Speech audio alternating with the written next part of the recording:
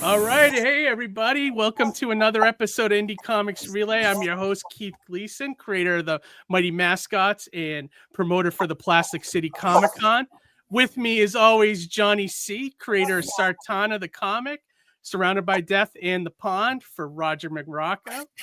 And our third co-host, Harry G., graphic artist extraordinaire. And we are appearing on a very special night and time. Johnny, do you want to say why we are here on a special night and time? Yes, we have one of our favorite creators that's featuring their. This is basically a launch event for their Kickstarter campaign. So we were very lucky that they chose us to be the show to do that.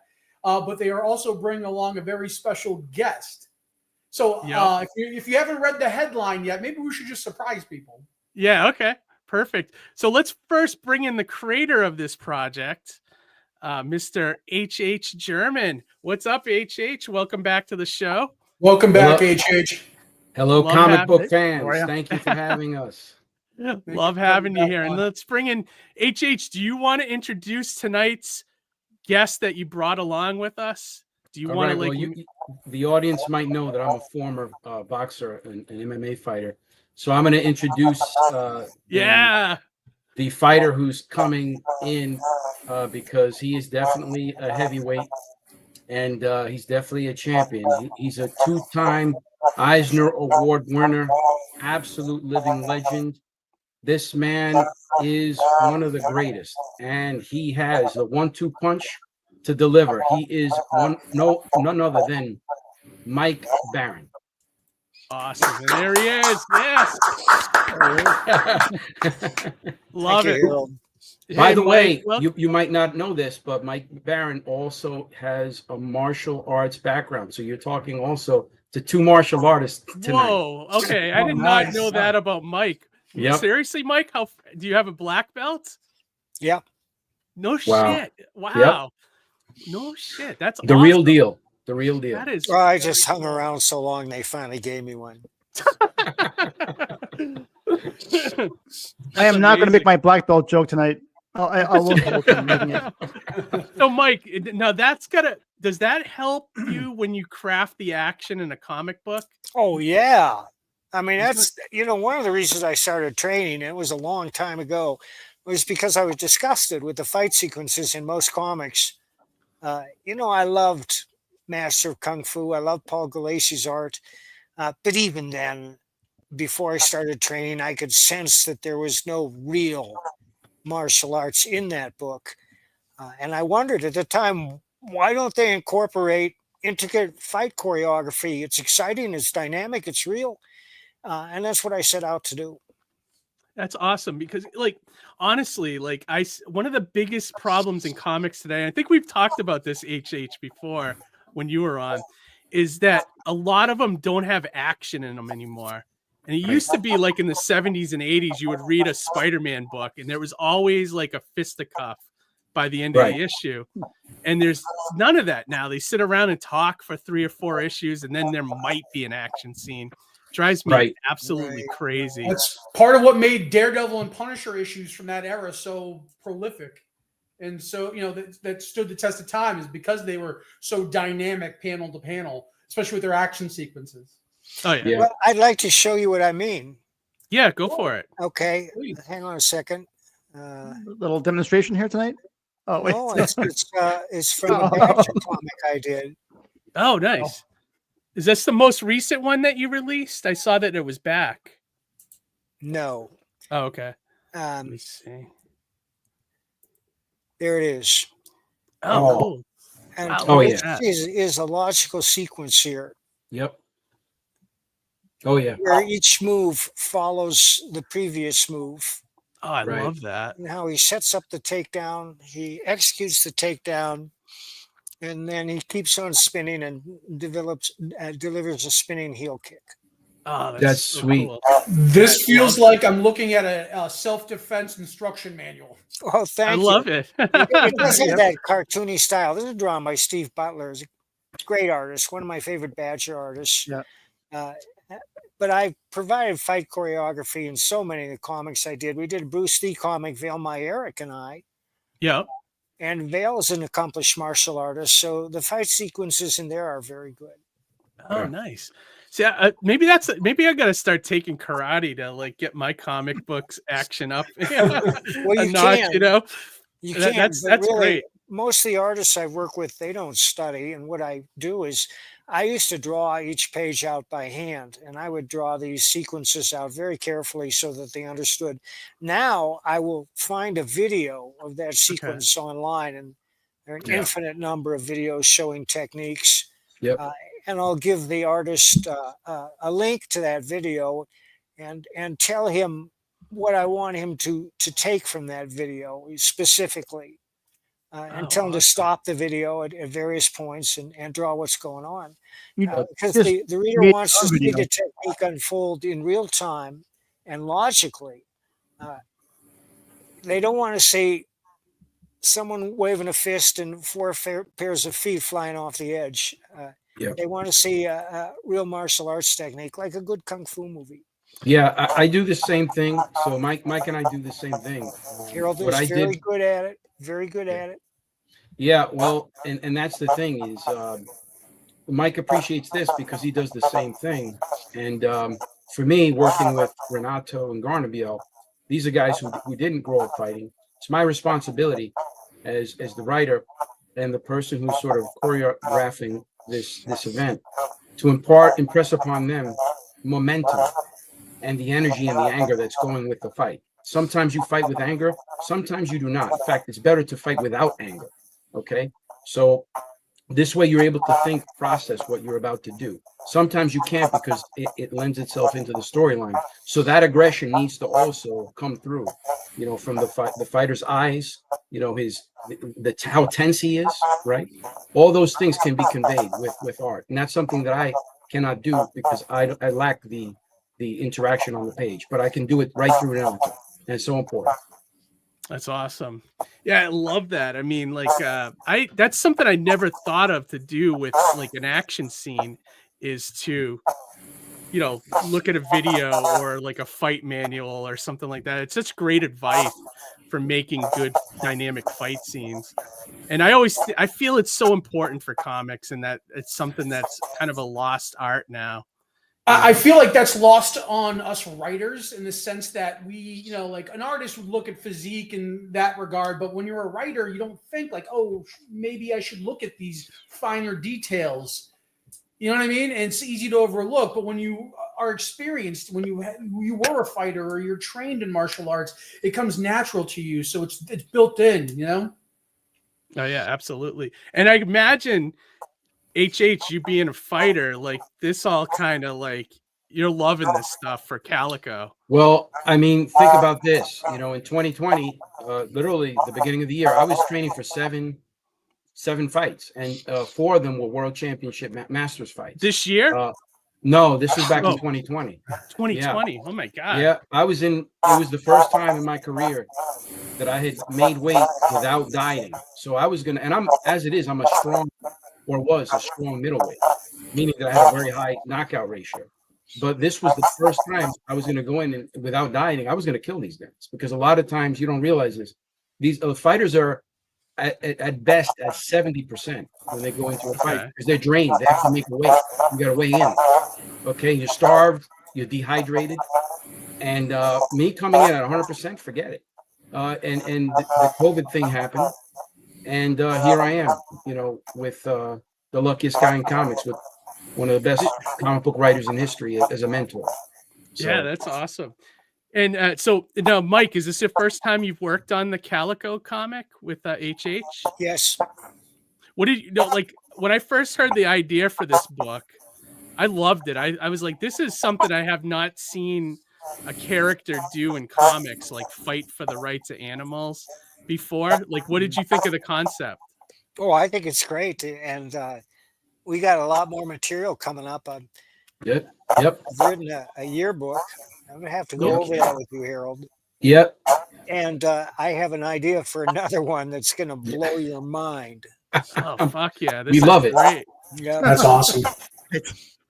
It's like I told you guys, I'm the luckiest guy in comics. I mean, I have not only do I have someone like Mike who supports not only the cause, but the fact that he loves the character, and he's prolific with the ideas, so it's great. So I think we're getting a little feedback from you. I don't know where that's coming from. Well, Harold is not in sync. He's not speaking in real time. I see his lips moving, and then 2 seconds later, the words come through. Well, while he's resetting, I wanted to just share a quick story from New York Comic Con this year.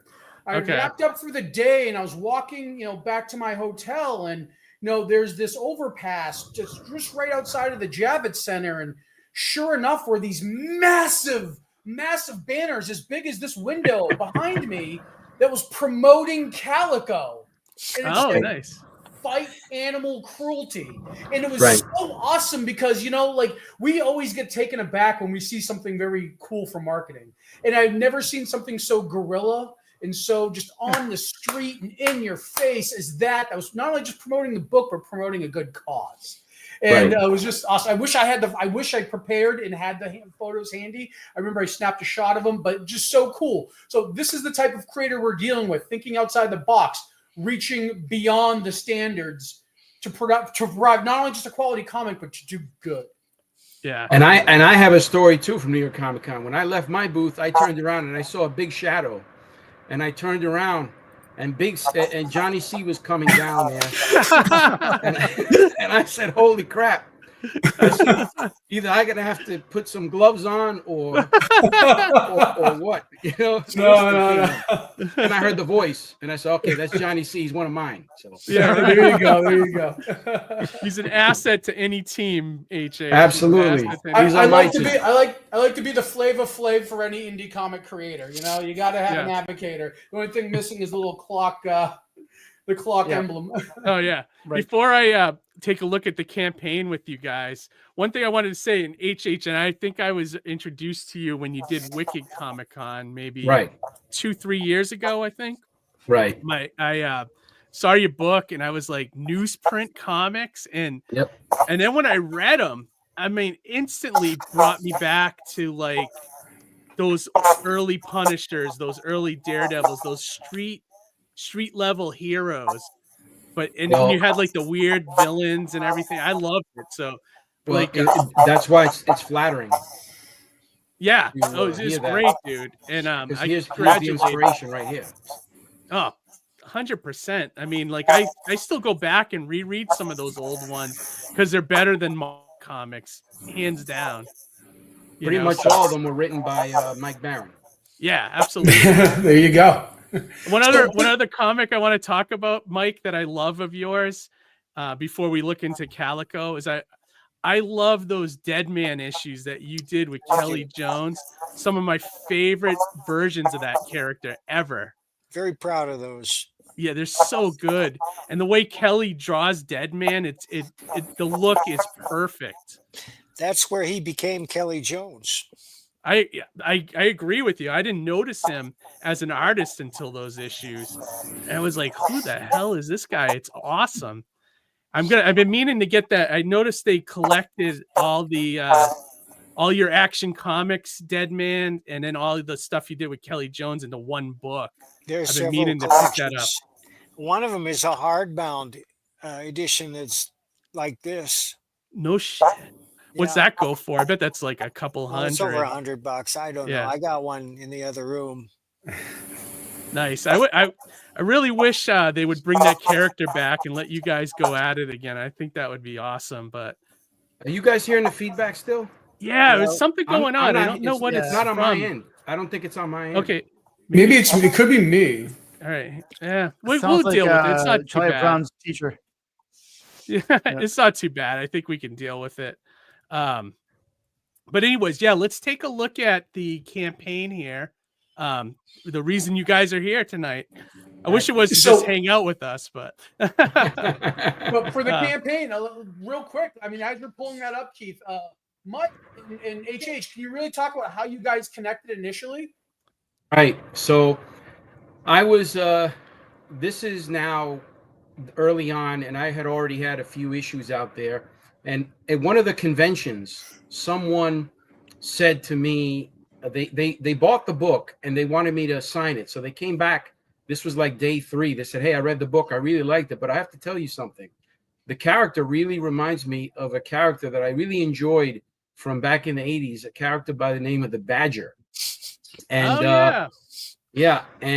he said, "I really love Mike Barron." And I hadn't heard that name in a while, because understand this. The last time I picked up a comic book prior to actually entering the industry was, when I was about, 18, 19. And, I was already now fighting by that time, and life got crazy. I was in college, et cetera, et cetera. And I kept fighting throughout college. But, I got back into comics, like I told you, 2020. And I did my little recon research going into the shops. But the bottom line is, once I heard that, being someone who, of course, definitely knew who Mike Barron was, I said, well, let me see what's going on with this. And it turns out that he was on a show called Comics Pro Secrets with Ethan there. And he was going to be on the show, it turns out, that night. This had nothing to do with politics or whatever. You might like the guy or not. The bottom line is Mike Barron was going to be on the show. And I said, holy crap. So I watched the show. And sure enough, I asked a super chat to Mike to see if I could, where I could get the Badger series. And of course, Mike being Mike, he's very kind, very caring individual. He said, "You know what? Just shoot me a message and I'll send you a bunch of the Badger comics." And that started the relationship. I sent him a comic book and said, "Hey, let me know if you like this title," because I explained to him the exact story that happened to me. Somebody picked up my book and made the reference to his book. And sure enough, I got, heard back from him, and the rest is history. I love that. And that's awesome. And I love that Mike Barron's back doing a lot of indie stuff online now, like doing crowdfunders. Like, didn't you just finish like a Sherlock Holmes book, Mike? Yeah, it looked pretty cool, actually. Yeah. All right. Oh, nice. Nice. Yeah, that looked cool. I was awesome. like, Let me show you what we're doing next, yeah, I'd love to see if it. I may be. So. Yeah, let's bring him back absolutely, up again. Let's make him All big right, again. hang Keith. on a second. Yeah, That absolutely. ain't it. That ain't it. Hang on, let me take this down for a sec, and then we'll see. Are you going to share your screen, Mike? Yeah. Okay. Awesome. Mike knows how to use this better than I do. It's a That's miracle great. I can do this. Believe me.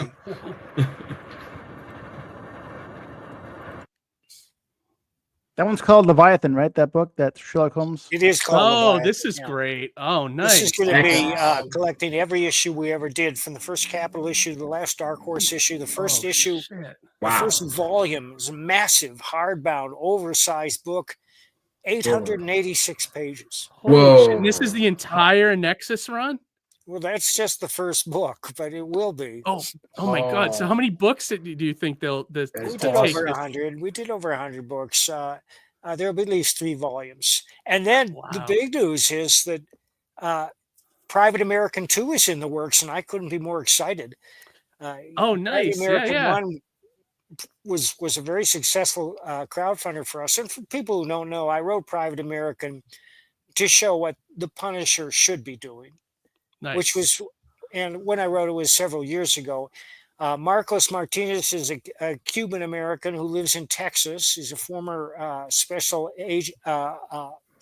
ops soldier, and he could no longer witness the travesty of what he was seeing on the border. So when we meet him, he's down there stopping a child rapist who's raping the child he's bringing across the border, because that's what happens to every child they bring across the border. And he's intercepting drug smugglers and terrorists and Chinese military who are just marching across the border unimpeded. And that's what he's doing in the first issue. But everything has changed now. And so I had a second issue written, and I just trashed that and wrote a totally new issue. And this new issue is going to blow your mind, folks. It's going to blow your mind. Cannot wait. That's awesome. And are you doing any more? The other one that I liked that you did was more of a funny one. It was Florida Man. You planning on doing more of those? I hope so, because I have a third script written. It's the funniest thing ever. Anybody ever asks about that book, I said, I guarantee you'll laugh out loud. And everybody who reads the book says, you're right. I did laugh out loud. Yeah, it's great. I mean, there's a show on Max. It has nothing to do with your comic, but it's called It's Florida Man. That's And on it's like actually this, like- Netflix. Yeah, it's like a reenactment of like Florida Man stories, I guess. Have you Oh, seen it that? is. That's a different story. The one on Netflix is a detective story, and it just lies there. Oh, okay. And none of it has anything to do. But you had that out before any of this stuff. I know. And it's like, ugh. I hate when that happens. And then also, are you doing any more of the? Is it the Thin Blue line, the cop one, the one that You know, Johnny? I have a goes- second one written, but Okay. the times have changed. When I put that out, it was of the moment. And now, since the election, there's been less hostility towards the police. A lot of these people that called for defunding the police, and I never said that. Right. And you know, it's a good script. I'd love to see it produced, but that's not what's in the works. What is in the works is Bronze Star 2, which is almost done. And it's the That one greatest I'm not work of familiar Pat with. Broad. What I is? love it. You got to All get right, it. all right, let me show you Bronze Star. Yeah. Well, what is that one? Let me take a look. All right, hang on a second. That's great. Is it good, HH? Oh Is it yeah, worth- I love it. Pat Broderick's on that with Mike. Oh, no Jerem. You kidding. kidding me?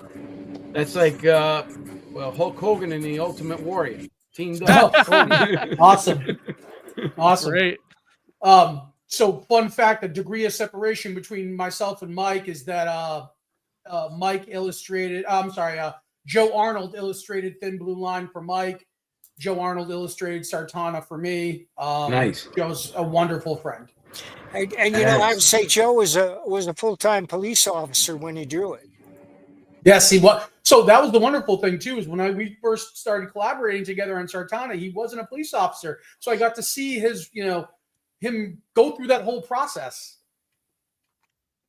Yeah, he was just starting out as an artist, right, Johnny? No, well, he was a little bit of an established artist. I met him in San Diego. I was Okay. going through his portfolio. He had some wonderful Western pieces, and that's where we got together on Sartana. And then kind of in between, he linked up with Mike and did that really awesome Thin Blue Line book. Well, he lives out here. Now I'm going to show you a page that Pat did for the second issue, which is the one that's almost finished. I mean, it's going to be finished in a couple of weeks, and this is the greatest work of Pat's career. But not only that, this work would be awe-inspiring for an artist of any age. But to have him doing it at his age, in a Western book, which is fantastic too. The reason this came about, I wanted to work with him forever. I said, "Well, Pat, I'd love to work with you. What do you want to draw?" He says, "Well, I'd like to do a supernatural Western," and that's where it came from. So I said, "All right, that sounds good." I love it. That's cool. That's great stuff. All right, hang on. It's gonna blow your mind. Blows my mind. Can't wait to see this. I know, right? I'm on the edge of my seat. God. Look at that black and white. Wow. Holy shit. I wish you could Are you kidding me? see that bigger. Look at this. You know, we put out an oversized black and white version because Yeah, I'll people watch it need on my to see big it. Can you TV go later. full screen, Keith? Can you go full screen? That's as big as I can go. I Oh, think. okay. Let me see. Yeah. I could go like Oh, that. There we That's, go. Wow. Look Look at that the detail. It's shingles on mind-blowing. the roof, right? The shingles on the Every roof. shingle. Shadows. Wow. That's like the last thing. I hate drawing architecture and buildings and houses. I hate that straight lines, but yeah, it's pretty awesome, beautiful. pretty impressive. And you say that's a supernatural Western comic, Yep. Mike? Yep. Nice. That's Like really so, So what makes it? yeah. Like what makes it supernatural? Is it like are they fighting zombies and things Well, like in the that? first one, the sheriff is a werewolf. Oh, Cool. that's cool. I like that. Cool. He's a decent guy, but once a month he says, "I got to get out of town for a few days," and he puts our hero Harley Brogdon. He takes one of his deputies. Says, "Harley, you're in charge." The sheriff does not survive the first issue, alas, and that's a long story. Part of the story is that the werewolf is not the worst creature in the story. Now, the second issue, I did a lot of research for that. I don't want to give anything away. Yeah, don't give anything away. I would think the werewolf is in trouble there because he's in a town of like bullets. Like probably silver bullets. Silver bullets. Right? Yeah, you should get out of town. Get out of Dodge. It's ironic because they're close to a closed up silver mine, which Oh my figures God. prominently in the story. He needs to pack up. It's at the base of the Canadian Rockies. It's not even in the United States because Harley has to flee there after killing a wealthy landowner's son who raises a posse to run him down. Oh, this is great. So you have this coming out soon on crowdfunding? Yeah, and if anybody's looking for my books, they're at baroncomics.com. Okay, yeah, I'll put that in the description of the video if I don't have it there already. I'll make sure people take a look at that tomorrow. And then you put all your links to the campaigns and stuff there as well, Mike. Oh yeah. But that is the link. If you go to baroncomics.com, you can sign up for Nexus Omnibus, and you can buy any of the books I've put out, including Sherlock Holmes, Bronze Star, and Private American. Oh, awesome! And I also saw too that it looks like you've gotten some distribution as well, because I know the last time there's a really cool store up here in Massachusetts called Rubber Chicken Comics, and they carry a lot of indie books. The last time I was there, I was able to get like the first 2 Private Americans. I don't know if 3's out yet. I was able to get that, and I was able to get Nexus Scourge 1 and 2 from them. Great. Say hello to them for me. I'm very happy. Absolutely will. Tell them I thank them for carrying our books. Yeah, absolutely. We'll do. I was so happy to see him there. I was like, this is great, so I was able to grab him. But yeah, that's awesome. And I was gonna say, so let's drop this out. We'll take a look. We'll go back to Calico here. Yeah, I was gonna say, without further ado, let's focus on the campaign. So yeah, HH, for people who aren't familiar with Calico or may have not seen our previous episodes when you were on, can you kind of give them the log line, basic synopsis of the book? Sure. Calico gets intel on people who abuse and kill animals. He goes after those assholes with extreme justice. He makes the Punisher look like Gandhi. So he's pretty hardcore. True. And he's not the biggest people person. He's not a big fan of people, but because he's been hurt, like all of us. But in time, he's learning that he can't do everything alone. And that's the point of morality play. Okay. So he's with guidance from people like Mike Barron, and Jim Steranko was also somebody who gave me guidance as well early on. And of course, this incredible cover by Klaus Janson, which is incredible, which you could see if you scroll down a little bit. Yeah, absolutely. Let me scroll down and check it out. Congrats on already hitting on the campaign. Thank you. I mean, look at that. Look at that cover. Yeah. It's insane. I love too that he's on like those John Wick stairs, in the background. those are the Joker stairs. The Joker stairs. Yeah. They're calling the Joker stairs, but that's the Calico stairs because the Calico is actually from the Bronx. All right, and he lives in Brooklyn, but he's from the Bronx. But I have a funny story here about this cover.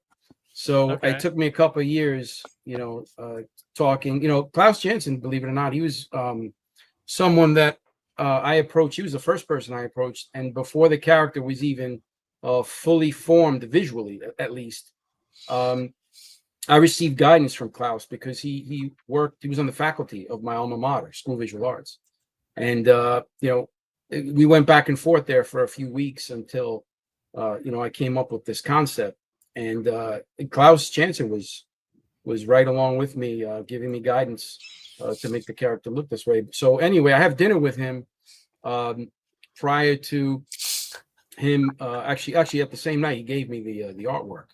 So I had dinner with him in the East Village, and when he gives me the work and I look at it, and he looks at me, says, "HH, are you okay with this?" And did you have to control your excitement? I know. Downplay it a little bit. I'm like, you're serious, right? I said, it's awesome. Once again, the character Calico here is based on you, right? Yeah, they talk about self-inserts being a terrible thing, and I do agree when you're using other characters that have established histories and backgrounds. In this case, the character Calico is very heavily influenced by my situation when I was a fighter in the streets in the Bronx. In his case, he's moved to Brooklyn, and he's part of this organization that fights against animal cruelty. I was doing it just, when I saw it in the streets. Yeah. But this is sort of we as comic book fans, we aspire to be greater, right? We look at the hero, the character, as this inspirational character, and that's what the Calico is to me. I say this, and it's confirmed every time by all of our readers. It's like, when you're a kid, you want to be Spider-Man, Batman, Wonder Woman. If you're an adult, this is the kind of hero you want to be. Somebody who can beat the crap out of people who abuse animals. Yeah, So I like that. Yeah, Something you absolutely. can relate to. It, And, Bingo. it looks like he does a little bit. He does more than beat up, criminals or guys that abuse animals. It looks like he actually kills them. Oh yeah, does away well, with them. Right? he takes the old Vlad the Impaler approach. It's not enough to kill them. Yeah, right. You have to leave some remnants there, some pieces behind, so that He the other rips out guys the know. He rips out the intestines and does jump ropes with them, right? One question about the writing too, I wanted to ask Sure. both of you guys. How did you guys kind of work it together? Did you guys get in a room and like hash out the script together, or? Well, I had the overall concept that Mike digested. So he already had the first 8 issues, and he was giving me guidance. By the way, he was giving me before he even put a pen to paper. Mike Barron was giving me guidance ahead of pretty much every issue, starting with issue 5, the Jigger issue, and he was giving me. He was even at that point, he was integral in sort of reining in the writing towards a direction, and that's the direction where we're in now, where the Calico is starting to soften in terms of his engagement with people, and that's sort of where morality play is kicking off. He's talking to people. He's talking to kids. He's trying to be part of the community. I wanted to mention that too, because you did share with us the first 2 issues for a preview, and I did read them, and I noticed right off the bat, I liked how there was an arc starting. I could see from the moment he finds the dog, and then all of a sudden that's Mike Barron right there, and it sends him on this journey, and I'm like, oh wow, the writing is kind of gone up a level, and I was like, I was really happy with it, and I can't wait to read the rest of it. That's Mike Barron. I was gonna say, Mike, can you give a little bit of insight or something on putting your thumbprint here on this story? Well, I don't want to explain the story. You'll experience the story when you read it. I think the story should speak for itself. You can always ask an author what his influences are and what his approach to storytelling is, and I could talk about that all night. Mm-hmm. But I will say this is that when I write a story, and I, for 25 years, I wrote each story by drawing each page out by hand. But now I do it full script, and the scripts are very sparse. They're not wordy. There's everything that the artist needs to know to carry on. I've learned to incorporate pictures in the scripts too, so that when a visual is necessary, the artist has it. And if I can't do it in the script, I'll send the visual to him separately. But when I write a panel, I think about the next panel. Okay. And what happens next? And that's the most important question in literature, because if the reader doesn't care, he's not going to turn the page, and you have to make the reader care. And you do that with good writing. Well, how do you make the reader care? Well, just three thoughts right off the top is: 1, you have a fascinating personality that the public loves and cannot get enough of, Sherlock Holmes. Number 2, you have a situation that's intrinsically fascinating, Raiders of the Lost Ark or Jurassic Park. Number 3, you have a seductive narrative voice. This is harder to achieve in comics, but it can be done. Likewise in movies. It's harder to achieve in movies.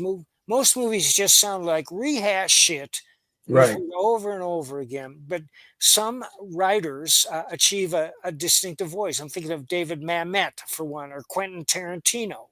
Yep. And you can do the same thing in a comic. And if the voice is appealing and quirky and convincing, then the reader is all in. I just want to throw in one more thing, is that a story must take itself seriously before the reader takes it seriously. Yes, Oh, 100%. 100%. Sin I'm gonna City chase. came to mind. I'm gonna chase. Absolutely, I'm gonna chase what Mike said with his own, rules for comic book writing, which I've sort of, cemented, plastered in my brain, and it's one of the most important things. You have to entertain. You have to entertain. Not enough people are doing this in comics. Okay, That's Yeah. rule number one. That's we're number rule- one. Yeah. Okay, and this is something unfortunate you're not seeing coming No. out of Marvel and DC. And then the second thing is show don't tell.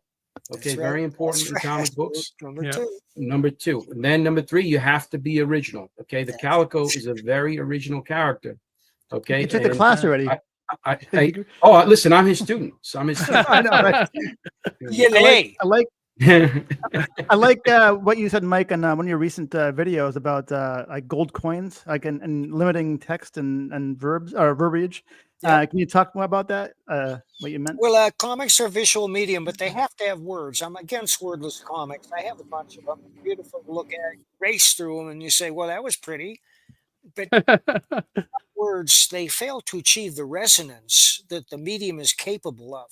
Because comics as a medium, you can tell as complicated and as fascinating a story in comics as you can in any other medium. Just look at the pinnacles of the medium. Art Spiegelman's Mouse, Frank Miller's Daredevil. I'll never forget that one panel where he had Daredevil just sitting on top of a skyscraper at night, just listening.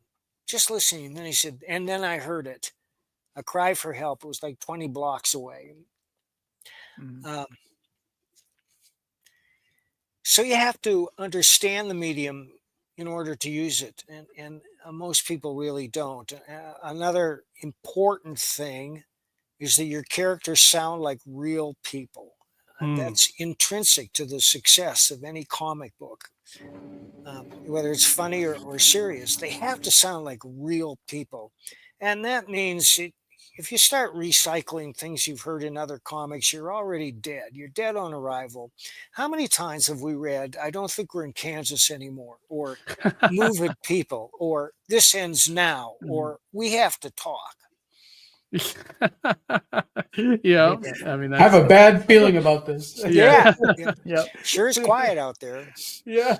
yeah, Let's split up. yeah, yeah. No, that's true. I mean, oh my god, that's great advice. Holy shit, yeah. And we do see that all the time in comics, unfortunately. Even the stuff that's put out by the big two. Yeah, Especially. Especially. Yeah. That a lot of it now is just lecturing. There's some girl boss facing the audience says, "You sexist swine." yeah. Guys, it used to be that indie comics was where you saw these sort of blemishes, these imperfections that we're talking about. Meanwhile, it's reversed. Now you're really seeing them more in the big two comics, corporate comics, and that's really what they are. They're corporate comics. Comics used to be counterculture. Okay, and that those days are over. Comic Now books, indie's the Marvel and DC. counterculture. Right. Yeah. There you go. You Perfect. hit it right on the head. Absolutely. So let me take a look further and so show off some of this awesome campaign that you got. Yeah. You've got some So you got awesome some- stretch goals already set up here. Absolutely. We're hoping Poster. to get those pretty soon. We got some stickers. We got some posters. And then The other thing I wanted to mention too about this HH before we go further in the campaign, one thing to talk about is the other thing I love about your book is that all this money goes to fight actual animal abuse. So when people buy a copy, the profits are going to fight actual animal abuse. So can you talk about that a little bit? How much you've raised, things like that? Right. So what we do is all the money that we generate from the Calico books goes back into the publication of the book, which in turn gives free promotion to vetted charities, all of which are vetted to ensure that their program to operations ratio is 80-20. A lot of times when you give money to charity, what you're in essence doing is feeding their operations budget, paying light bills and salaries. This is why some of these charities, have CEOs that make millions of dollars, which is absurd. So what we do is we make sure that the charities that we're working with have CEOs that are making, less than 50,000, and the overwhelming majority of that money is actually going to the programs they serve. And we don't necessarily only work with animal care. We work with animal rights, animal welfare. There's a lot of subsets of animal rights, groups. So we work with all of them as long as they're vetted to ensure that the overwhelming majority of the money does go to fighting animal cruelty. And in turn, that increases their memberships, for their specific causes. And it also allows us to pay our creators to do the good work, which is fight against animal cruelty through comics. So it's a really innovative model because we're able to sustain the artists, the creators, and also make sure that all of the charities that we're supporting are growing their membership base in comics, which is totally innovative. No one's doing it. And we're proud to do this. And that's why I'm happy that people like Mike Barron, who's also, in addition to being an animal lover, he also has 3 fur babies in his families there. He's a big Oh yeah, I animal. see the dog pop up on the YouTube channel we once just in saw a one. while. I was gonna say, yeah. Can you feature your pets, Mike? Hey, Oh, look at that. we got Bob in there. Oh, look at how Yeah. cute. What's the Yeah, names, look at Mike? this guy. Well, Bob's the one with the ears, and Mac is the old one with the white face. Oh, Oh, I love it. giving you company. They there. look like I feel. You That's got the awesome. I wish security I could be team. like. Yeah. So That's I love that's Mike's that. security detail. Yeah, right. I love that. Not only that the money goes to charities and then you also pay the artists and everything like that, but I also love that you give these books at a really good price. Like, I mean, Right. I just happened to go buy this. Is like $50 and you get both of these books. That's a pretty The, good the bargain. right previous there. one and the newest one. That's a crazy good price. Well, that's what you can do when your focus isn't just money. Right, The I focus love is the focus is to get the message out. We put the message before the money. So our interest is in trying to get as many people understanding the message, the importance of the message, and it's sort of like empirical data shows unequivocally that pop culture that you create has pop culture that you create, whether it be comics, sitcoms, movies, has a direct impact on what's known as real culture, which is a social societal term. Okay, you can see it in shows like The Jeffersons, Mary Tyler Moore, whatever the social thing that you want to attack. As long as you are consistent with that creation, you keep putting it out there, the zeitgeist, keep getting support, the more it impacts the culture. And that's exactly what we want to do with Here Comes Calico. We want to fight animal cruelty through comics. And we're doing it with the legendary team. And like I said, I'm the luckiest guy in comics. I love that. JC, thanks for joining us. He says, I'm liking the design of the character. Think I'm going to pick this up. Now, the You made a design wise was choice. Klaus helped you with the design of him, right? Yeah, I came up with the character. I designed the character. But like I said, Klaus Janson, he is the first person. No, Klaus Janson is literally the first person to ever see the Calico, period. Oh, cool. Yeah, he's the first person to see the character.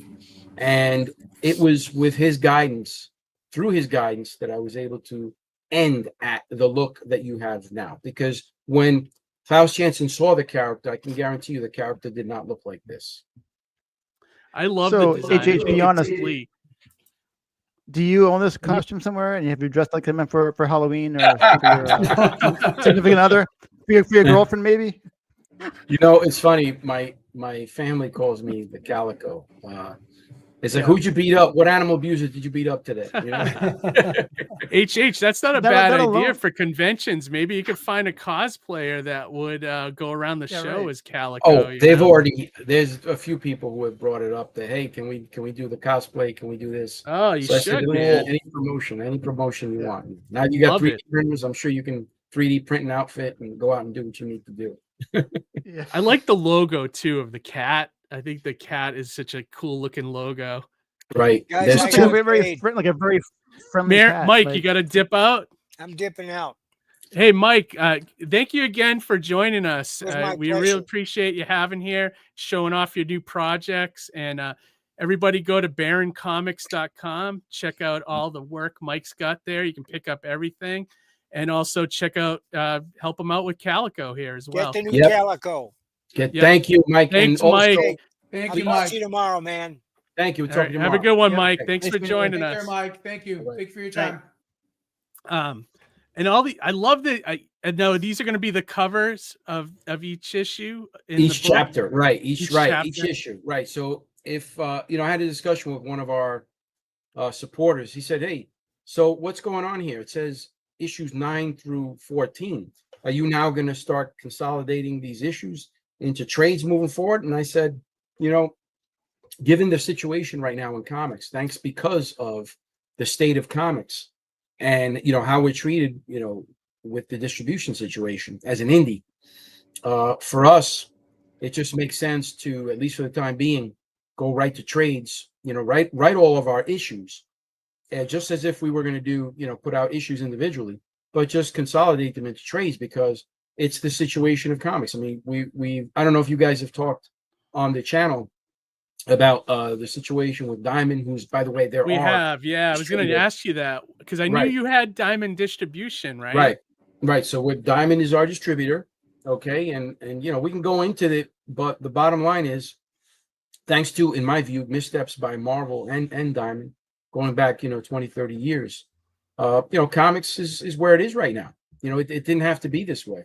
If you look at other industries, I point out, Japan. They really treated comics as periodicals, not as collectibles. I love my collectors, and frankly, they the collectors in America have been sustaining the comic book industry for the past 15 years. If it wasn't for the collectors, this thing would be in you think it's in bad shape now? The collectors have kept this thing going, okay? But it in order for this thing to really be successful, it has to be a balance of readers, lots of readers and growing readers and collectors, okay? Because readers become collectors, okay? Yeah. So, again, the focus on the big screen and all these other things that have nothing to do with comics and the quality of the writing and the art away from that and into the big screen and all these other production type things, I really think was not a great idea. It certainly was not a forward-thinking idea by the powers that be at Marvel and Diamond that had the power at the time to sort of put the feelers in and establish these future distribution methodologies that simply do not exist anymore. And again, if you look at Japan, they did a great job. They saw the technology coming. They moved into it correctly.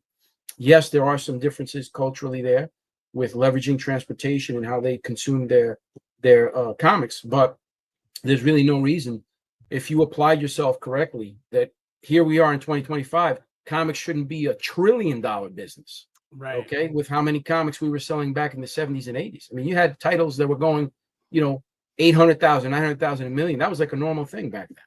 Oh, yeah. Okay. So you have books that got canceled at like issue 15 that would probably be a #1 book now. The amount of copies they're selling, to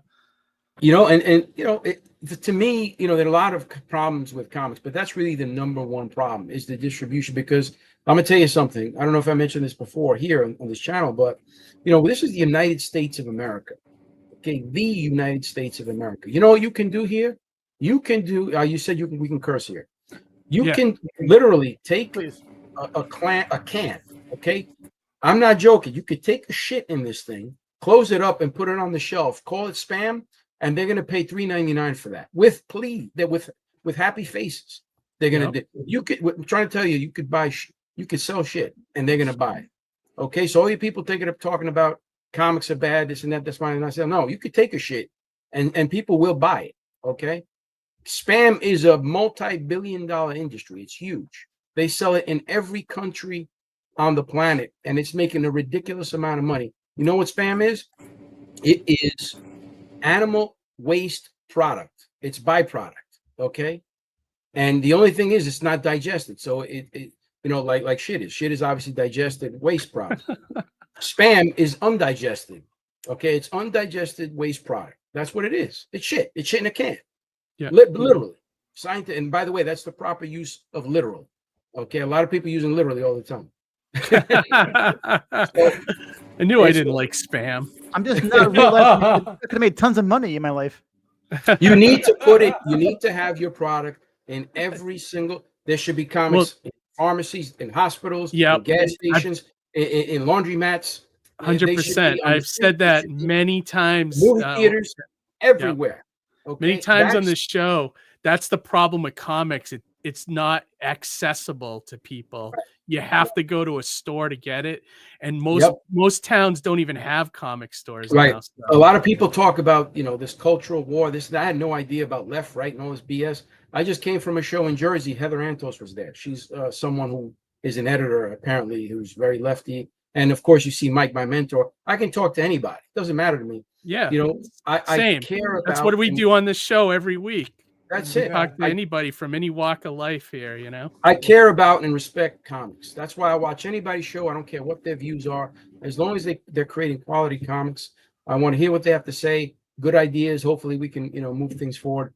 But the bottom line is you have to have passion behind this stuff. Yeah, creativity in comics is the absolutely. I mean, look at you have a comic book here, Mighty Mascots, and it's going to bring you into that period. It's a wonderful period piece. I remember as a kid, I loved the first thing I did. There was two things you had to have on Saturday. You needed the right cereal box and you needed the right show. Okay, you needed to sit down there. Okay, you had the cartoons and you had the box. That's all you needed. The milk was, it's nice to have the milk. I personally preferred the milk. Some kids, they just went right into the box with, the hands.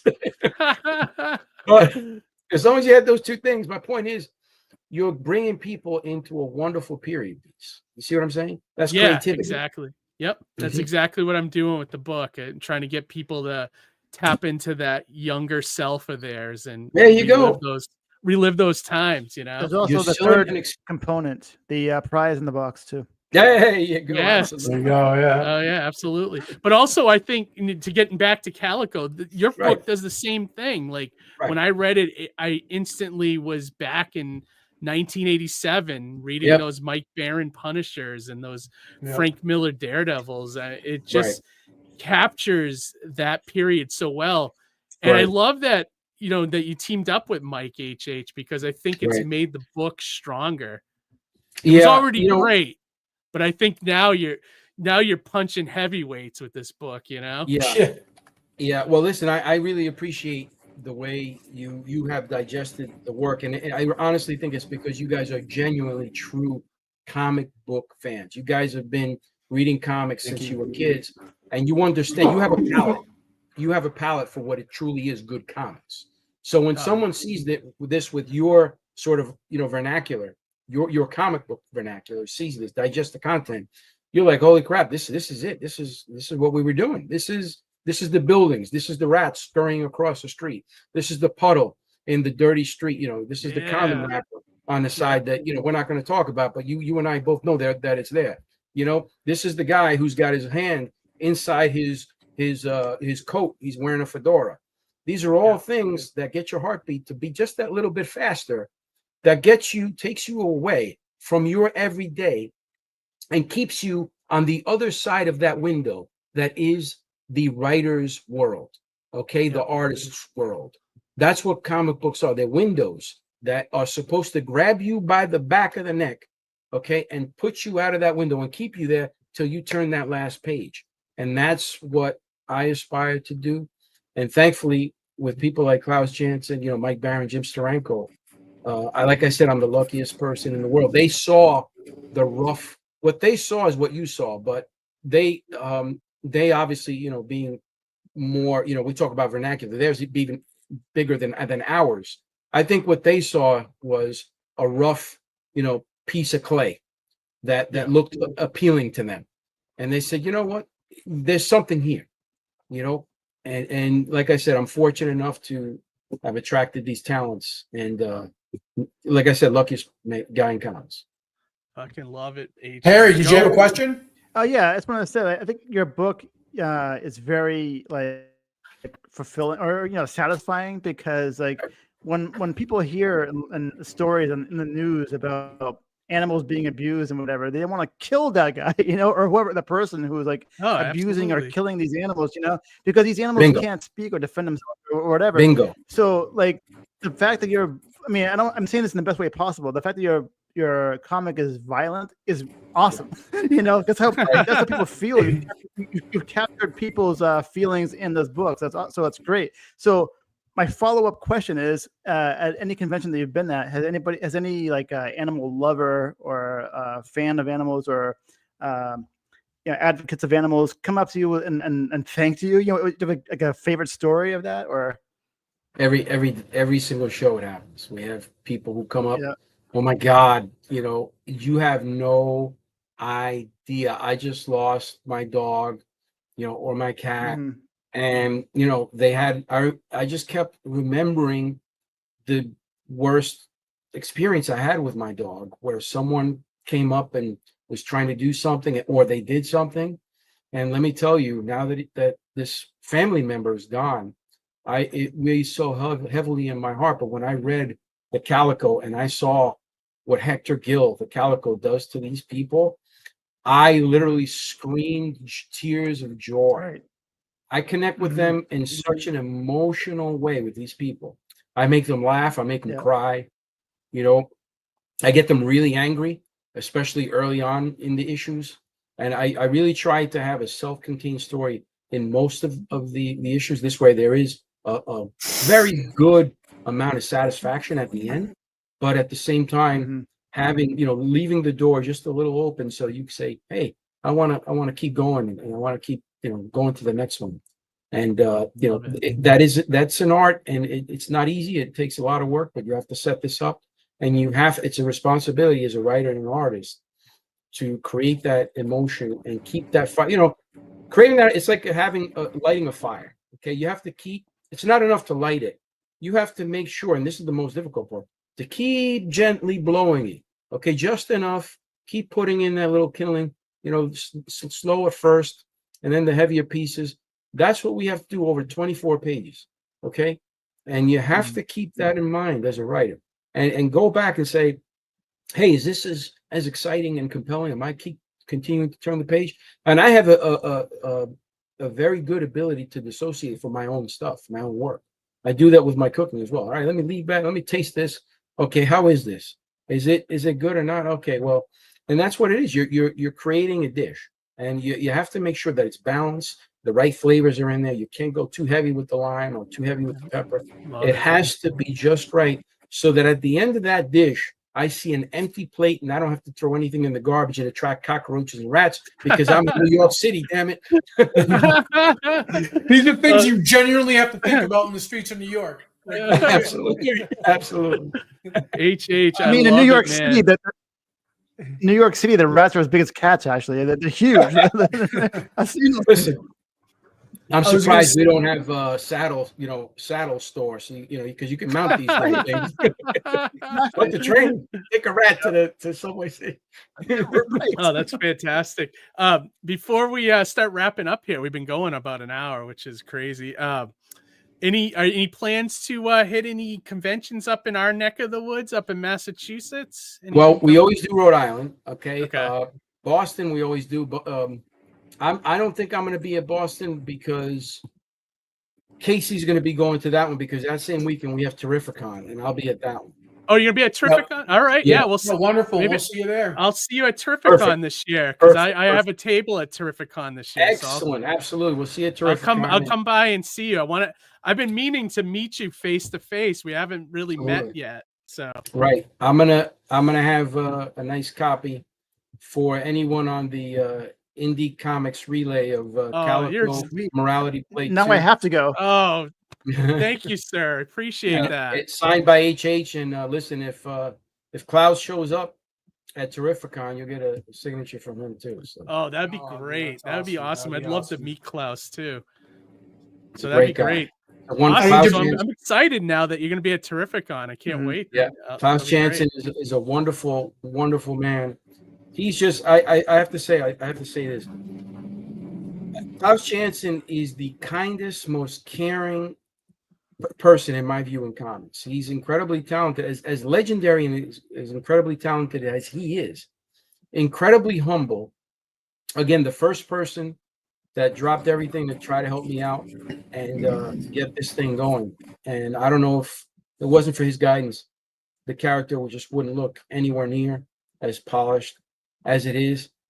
And guys out there, if you because this is Indie Comics Relay, there's creators who are listening to us. do everything you possibly can to receive guidance from people who really know comics, because we don't know everything. There's people who know much more than we do. And, always keep yourself listening and humbled and as a student, because you're going to learn so much. And I certainly have. And like I said, I've been very fortunate to have these people serve as mentors to. Oh, I love that. And it's great advice. And also thank you, because like I've learned a bunch from you as well. Like over the handful of shows you've been on our show, learned about your philosophies and how you make comics and your worldviews and things like that. I love it. So you're helping us out as well, HH. So listen, I don't make the only thing I say about me is that I just write what I know. I don't claim to be some kind of great comic book writer. I'd love to be, and I want to put myself in a position to be. And I think that with a great character, I'm fortunate enough to have conceived of a great character. That I'll give. I think the character really is a great concept. I agree. I think it is. And I realize that I'm not the best writer, but what I'm writing is coming from the heart and from my mind, because I've lived these things. These are experiences that I've had, okay, and or elaborated the experiences into a point where they could be entertaining. And that's the number one key. And again, Mike, another, the mentor for me in terms of the writing, impressed upon me the importance of writing for entertainment, being original, and showing and not telling. And I have always kept that at the forefront of my mind to make sure that everything I put out is going to be something that at the end you're going to be like, all right, I want to read the next one. Yeah. I've read most of it. So I've seen your improvement over the issues, especially with these first two that you shared with us. I was like, wow, you're firing on all cylinders now, I feel. I really appreciate it. And for me, I'm a fan and appreciative of what you guys are doing here and giving not only, me a platform, but other indie creators, and also augmenting what you guys are doing through your own creative works, which is awesome. So this is really fun. I have to say the YouTube experience is that's a wonderful thing for comics. If anything, I think that is one of the great things about 2025 is that we have YouTube. Yeah, because I agree. I don't think that without YouTube and things like Facebook and other things, there'd be the proliferation at least that we have. So thank you to you guys for doing. And one thing to pat ourselves on the back too. Like I love that there is a lot of comic stuff on YouTube, but there's not a lot of shows where we talk comics, and it's like mostly drama and all that other garbage. Yeah, but we try to stick it, keep it to making comics and the love of comics here. So this is really fun. That's probably one good thing that's probably one good thing that COVID did do for you, because I think it proliferated all these shows to come up, during COVID times. If it wasn't for that, we may not be here now. Right. Yeah, that's true. Yeah, this show was conceived in COVID, so that's definitely 100% true. Right. But anyways, absolutely. So we're going to start to wrap up. I don't want to keep you much longer, HH. I'm going to implore everybody to go check out the Kickstarter for Calico Morality Play. Oh, before we wrap up, Keith, sorry, didn't mean to interrupt. I actually shared my screen so we can tie the episode back around again. Oh, okay. Hang on. If you want to, here you go. Oh, nice. Yeah. Awesome. I want every single one of you indie creators out there to take a good look at this. This is marketing thinking outside the box. Yeah. Everybody had to walk by this to go into New York Comic-Con. Oh, this smart. This is ingenious. And it was also done for a good cause. And, as you're walking, you couldn't miss it. Yeah. Oh, that's great. This is awesome. You look, going to New York Comic-Con, that's not a cheap thing. And like you said, HH, this isn't about money for you. It's getting the message out. Right. This is $1 million marketing. Right. And where money doesn't matter, and it's getting the word out and it's doing for a good cause. So indie creators, I hope you please, if anything you take from this, look at the inspiration of the marketing that HH did here for his book and for his campaign and for his appearance at New York Comic-Con. That's your background, isn't it? Marketing, HH? Yeah, I had my degree. So I did go to the School of Visual Arts, but it was not for cartooning. It was for advertising. Mhm. So I was fortunate to have taken 3 creative writing classes at the end my last year, in addition to preparing to work as a copywriter in advertising. But that is right. My degree's in advertising and marketing, and just for operations purposes here, that sign, I designed it in the day, and then I took not even a day, just a few hours playing around there on the application. And then I was going to say Photoshop, but it's not Photoshop because I switched to Affinity products from Adobe because their prices, they started doing the whole subscription thing. That's another conversation. Mhm. But Right. that costs me, that's a 4 foot by 8 foot long Okay. sign. I got it. I waited for Vistaprint to get down to 40% off. And I that one there, that 4 foot by 8 foot banner, I got 2 of them, one on each side of the street. Both of them only cost me about 130, 140 bucks. Wow. Yeah, that's another pro tip. Get on the Vistaprint newsletter so you get these sale notices. Black Friday and notification alert, right? Now, did Absolutely. New York let you hang it there, or did you have to get permission? No comment. That's I'm from the Bronx. the part I like the best about it. It's a guerrilla campaign, right? Yeah. Now, let me ask you, AH, were you able to retrieve these, or did somebody help? No, they already know that we do this because we've been doing this for 5 years now, and the cops they're all there the whole time. So we actually do it in front of them, and because they're all over the place for Javits, and we do it right. Yeah. All you gotta do is wear a staff shirt. You're all set. Staff t-shirt. No. Well, not even They already that, know the but deals. Some of them recognize us. These are the Calico guys. We're putting up, and then at the end, somebody just comes in. I think maybe even from the show, they just take it and put it in. I take because there's a bunch of things that they leave, other people leave behind and things.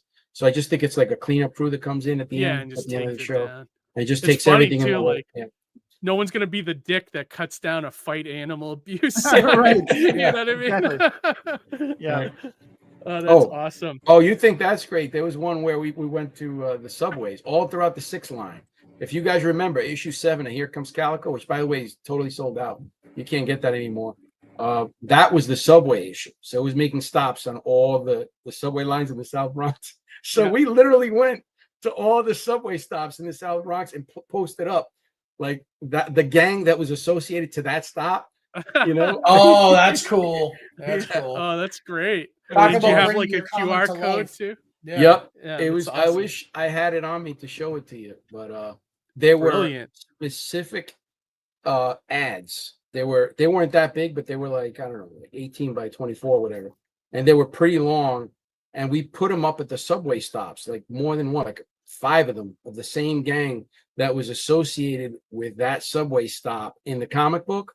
And it was absolutely awesome. Meanwhile, there are real gangs in those subway stops. Oh my God. That's so funny. Great idea though. I mean, that's genius marketing. I mean, It's good. fun. It's fun stuff. Awesome. Well, everybody go check out Calico Morality Play. If you're watching this video tomorrow or over the weekend, the link is in the description of the video. Back these guys. You're going to get a great product. Both me and Johnny love this book and gets our highest recommendation. And not much else. And all your dollars go to help literally fight animal abuse. So you can feel good about getting be this a part of the comic. solution. Yes. You couldn't have said it better, Harry. But all right. And then HH, before we leave, if you want to just shout out social media where people can find you, and then we'll absolutely. End this Before I do, I want to thank each and every one of you, Keith, Harry, Johnny C. Thank you once again for having the Sigma Comics team. Course. Oh, thank you. And, want to shout out to everybody, Sigma Comics, Renato, Klaus, Mike, Garner BL, Casey, Itchy, the whole Sigma Comics creative team. And we can't do it without you. Love yous all. And you can find us on Instagram at Sigma Comics, Facebook, Sigma Comics, at X, Sigma Comics. And YouTube as well. We have a channel, the Sigma Comics channel. So if you want to go on there and subscribe, I'm not anywhere near as prolific as you guys, but every now and then I go up and I put up a video about a show or something crazy in the headlines, and I'll talk about it. And that's it. I really appreciate you guys very much. Comic book fans, appreciate keep reading comics, and thank you for supporting the fight against animal abuse through comics. Yeah, keep punching. All right. Yep, Awesome. yep, All right. yep. Well, thank you everybody for watching. We'll also be live again Monday. So come back and check us out Monday night. And until then, everybody have a great free comic book day. Make sure you go to your shops, frequent those. Johnny will be up at Saratoga Comic-Con. So if you're up in that neck of the woods, go check that out. And we'll be back on Monday. So have a great weekend, everybody, and read some comics. Good night. Be kind to